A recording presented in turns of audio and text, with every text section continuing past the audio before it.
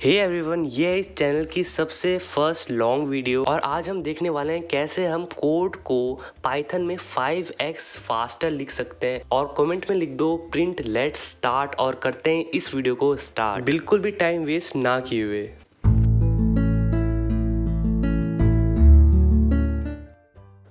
सबसे पहले तो मैंने एक बहुत बेसिक सा कोड लिखा है जो आप सभी ने कभी ना कभी तो किया होगा, जिसमें हम यूज़र से एज का इनपुट देते हैं और फिर अगर एज 18 से अबव है तो उसको अडल्ट बोलते हैं, नहीं तो माइनर बोलते हैं। तो इससे आउटपुट मिल जाएगा बहुत ईजिली। 12 करता हूँ तो माइनर मिलता है और अगर कोई 18 से अबव करता हूँ तो अडल्ट मिल जाता है। ये तो ठीक है, पर हम इसको फास्ट कैसे करते हैं, क्योंकि ये तो है मैंगो लाइफ, मतलब आम जिंदगी, पर हमें तो प्रो लाइफ सीखनी है आज। तो हम इसको प्रो तरीके से बहुत फास्ट 5x टाइम फास्ट कैसे कर सकते हैं वो ये है। मैंने कोड पहले से लिख रखा है ताकि टाइम वेस्ट ना हो और जो टाइम सेव हो वो आप कहीं और लगा सको। ठीक है, तो पहले मैंने यहाँ पर लिख दिया adult if age is greater than equal to 18 else minor. मैंने एक ही लाइन में सीधा सीधा लिख दिया, बेसिक इंग्लिश लग रही है ये। और अब मैं एंटर करूँगा एज को, सेम वही काम कर रहा है। 12 करता हूँ तो माइनर हो जाता है और ज़्यादा करता हूँ तो अडल्ट हो जाता है। तो देखो कितना ईजिली एक ही लाइन में सब कुछ हो गया और एकदम प्रो लग रहा है। पहले कितने ज़्यादा लाइन्स थी और अब कितने कम हो गई हैं।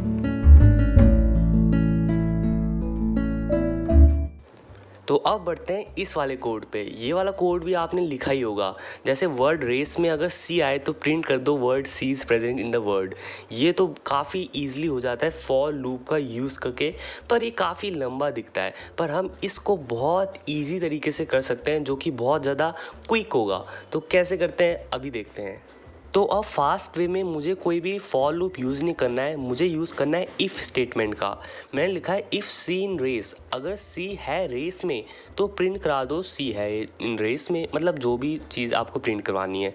तो अब देखो वही आउटपुट आ रहा है, word C is present in the word. और पहले भी आ रहा था, पर पहले बहुत लंबी लाइन्स थी और अब बहुत छोटा कोड हो गया है और फास्ट हो गया है।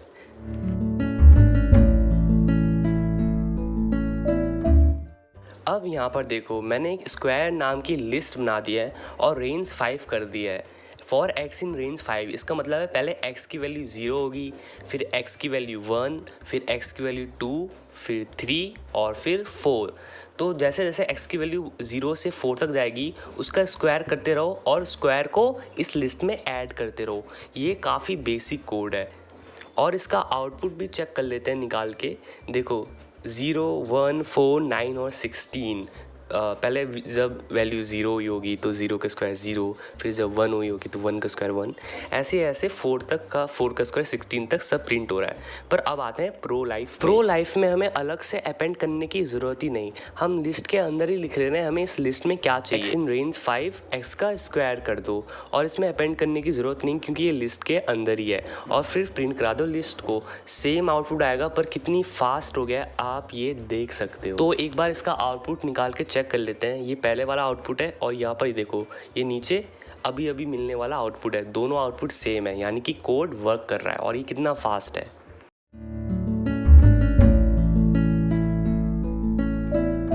अब बात करते हैं फेक डिले की। हम डिले क्यों करते हैं कोड को? डिले का मतलब होता है थोड़ी देर के लिए कोड रोक देना। जैसे कि अगर मान लो आप कभी रैंडम पासवर्ड जनरेटर बना रहे हो और आप चाहते हो कि जो भी पासवर्ड जनरेट हो गया है वो नोटपैड में ऑटोमेटिकली पेस्ट हो जाए, तो हम नोटपैड को खोलने के लिए थोड़ी देर के लिए कोड को रोक देते हैं ताकि नोटपैड को खुलने का टाइम मिल जाए। अभी समझ नहीं आ रहा तो कोई बात नहीं, अगर इस टॉपिक में वीडियो चाहिए तो मैं बाद में डिटेल में सब समझा दूंगा। अभी फ़िलहाल यहाँ पर इस कोड में फोकस करते हैं। फिलहाल यहाँ पर पास के बारे में समझो। पास हमारा एग्जीक्यूट तो होता है पर कुछ करता नहीं। एक तरह से हम पाइथन को बोल रहे हैं कि इस जगह कुछ मत करो, पर ये कोड एकदम सही है। यानी कि अगर मैं पास की जगह कुछ और लिख दूँ ना तो देखो यहाँ पर नेम एरर आ रहा है, बोल रहा है ये डिफाइंड ही नहीं है, पर इसलिए मैंने पास यूज़ कर दिया है। पास का क्या मतलब है? पाइथन को हम बोल रहे हैं कि इस जगह कुछ मत करना, पर ये कोड में एरर भी मत देना क्योंकि ये कोड सही है। इस तरह से आप समझ सकते हो। तो जैसे कि आप देख सकते हो मैंने कोड के अंदर रेंज के अंदर 1000 लिखा है ना, तो थोड़ी देर में आउटपुट आ रहा है। वैसे मैं 0 जैसे बढ़ाऊँगा तो थोड़ी और देर में आउटपुट आएगा, पर ये अच्छा तरीका नहीं है क्योंकि हमें पता ही नहीं है कि कितने देर के लिए ये कोड रुकेगा। मतलब अगर मैं 1000 बहुत सारे कर दूंगा ना, तो देखो कोड तो एग्जीक्यूट ही नहीं हो रहा है, तो मुझे पता ही नहीं है कि कितनी देर के लिए कोड रुकेगा। इसलिए आते हैं प्रो वाले मेथड में। सबसे पहले हमें टाइम को इंपोर्ट कराना है, फिर लिखना है टाइम डॉट स्लीप और ब्रैकेट के अंदर पैरेंथेसिस के अंदर हमें वो लिखना है जितने सेकंड के लिए कोड रोकना है हमें। जैसे अगर मैंने 5 लिखा है तो 5 सेकंड के लिए कोड रुकेगा।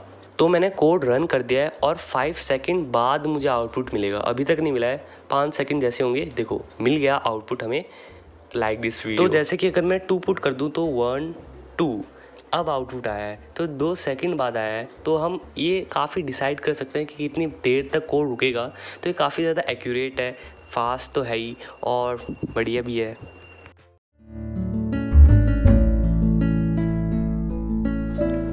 अब करते हैं वेरिएबल स्वैप, यानी कि अगर मैंने a की वैल्यू 5 लिखी है और b की वैल्यू 10 लिखी है, तो मैं चाहता हूँ जब मैं प्रिंट कराऊँ a को तो मुझे b की वैल्यू मिले, यानी कि मुझे 10। इसका एक बहुत बेसिक तरीका होता है कि हम थर्ड कोई वेरिएबल ले लें और उसको मैंने a की वैल्यू दे दी, फिर मैंने a इक्वल्स टू b कर दिया और फिर b को टेम्प के इक्वल कर दिया। यानी कि अब देखो मैंने टेम्प की वैल्यू a के इक्वल की, यानी कि टेम्प की वैल्यू 5 हो गई। फिर मैं a की वैल्यू b के इक्वल की, यानी कि a की वैल्यू 10 हो गई। और फिर मैंने b की वैल्यू टेम्प कर दी, यानी कि b की वैल्यू एक तरह से a के इक्वल कर दी।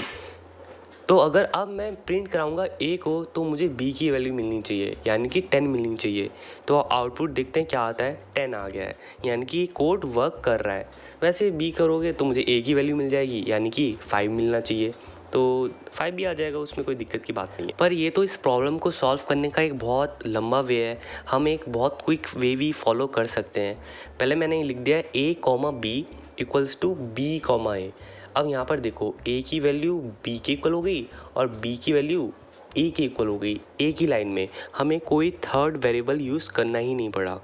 और अगर अब मैं प्रिंट कराऊंगा a को तो मुझे b की वैल्यू मिलनी चाहिए, यानी कि 10 मिलना चाहिए। अब देखते हैं आउटपुट क्या आता है। तो आउटपुट 10 आ गया। मुझे b की वैल्यू पुट कराने में, यानी कि प्रिंट कराने में a की वैल्यू मिलनी चाहिए, जो कि 5 मिल रही है। तो वीडियो को लंबी नहीं करते हैं और आज के लिए इतना काफ़ी है। इस चीज़ को प्रैक्टिस करो और वीडियो अच्छी लगे तो लाइक करना ताकि दूसरों को भी हेल्प हो।